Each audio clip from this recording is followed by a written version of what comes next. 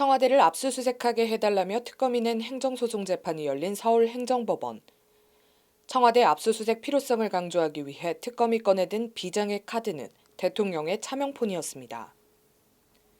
헬스 트레이너 출신인 윤전추 청와대 행정관 명의로 차명폰 2개를 만들어 박 대통령과 최순실 씨가 지속적으로 통화해왔다고 법정에서 수사 내용 일부를 밝힌 겁니다.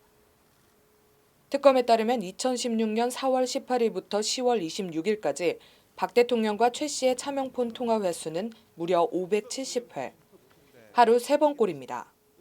특검은 특히 국정농단 의혹이 불거지고 최순실 씨가 독일로 도피한 와중에도 127차례나 통화가 이루어졌다고 강조했습니다.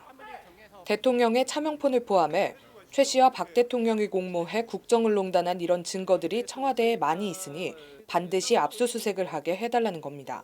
청와대 압수수색의 필요성은 절실히 요구가 되고 있는데 청와대 측의 불성인에 대해서 현재 사법적 통제가 이루어지지 않는다면 법치 행정에 상당한 문제점이 있는 거다. 이런 점은 재판부도 충분히 수긍을 하고 계시는 것 같고.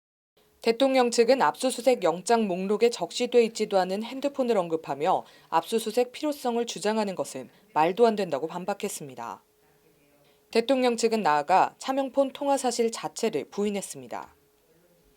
설령 청와대에 차명폰이 있고 그 차명폰으로 수백 차례 통화가 이루어졌다 해도 해당 통화가 박 대통령과 최 씨가 통화한 것이라는 직접적인 증거는 없다는 겁니다. 그러면서 대통령 측은 특검이 근거도 없는 차명폰으로 법원을 압박하기 위해 여론전을 벌이고 있다고 목소리를 높였습니다. 이와 관련 특검은 오후 브리핑을 통해 박 대통령의 차명폰 통화는 사실이라고 거듭 강조했습니다. 차명폰을 여러 가지로 검토해 본 결과 특검에서 확인할 수 있는 방법으로 확인해서 그 두 명의 통화 내역이라는 부분을 저희들이 그렇게 판단을 했습니다. 차명폰을 두고 치열한 공방이 벌어진 오늘 재판에서 또 다른 쟁점은 국가기관인 특검이 소송을 낼 자격이 있느냐였습니다. 통상 행정소송법상 원고는 행정처분에 따라 권리를 침해받은 개인이나 법인에 한정할 뿐 국가기관은 소송 자격을 인정하지 않습니다. 하지만 국가기관이라도 다른 국가기관의 행정처분으로 직접적인 피해를 입은 경우 행정소송을 낼 수 있다는 대법원 판례가 있습니다.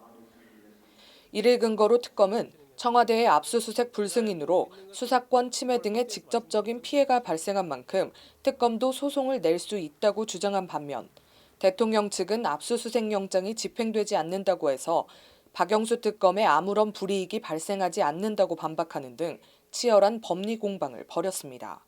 예상을 하고 있었던 거고 그런 부분에 대해서도 이제 저뿐만 아니라 특검 관계자들과 여러분들이 이제 머리를 맞대고 고민을 하고 했던 거고 그 고민의 결과를 오늘 다 말씀을 드렸기 때문에 교묘한 마음으로 재판 결과를 기다려볼 생각입니다.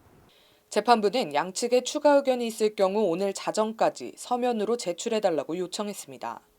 사상 초유 청와대 압수수색 승인 여부에 대한 법원의 판단은 이르면 내일 나올 것으로 보입니다. 법률방송 뉴스 김경입니다.